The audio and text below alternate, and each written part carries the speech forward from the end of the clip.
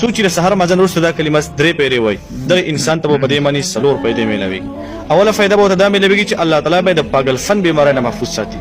یعنی د سر چې څومره بیماری د سر درد شولو، مرګي شولو، ټینشن شولو، ډیپریشن شولو، دا ټولي بیماری په پاگل فن کې راځي او دا بیماری به الله تعالی ستاسو د دې په ذریعه سره ختموي.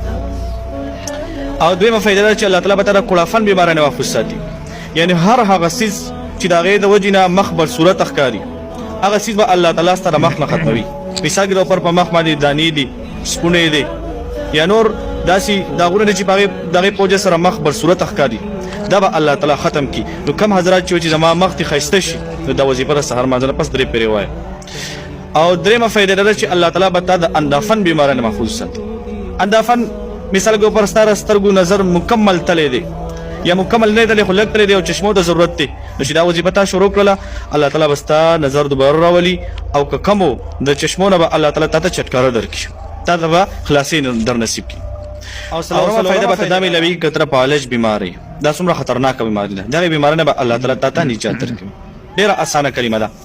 سبحان الله العظیم وبحمده ولا حول ولا قوه الا بالله.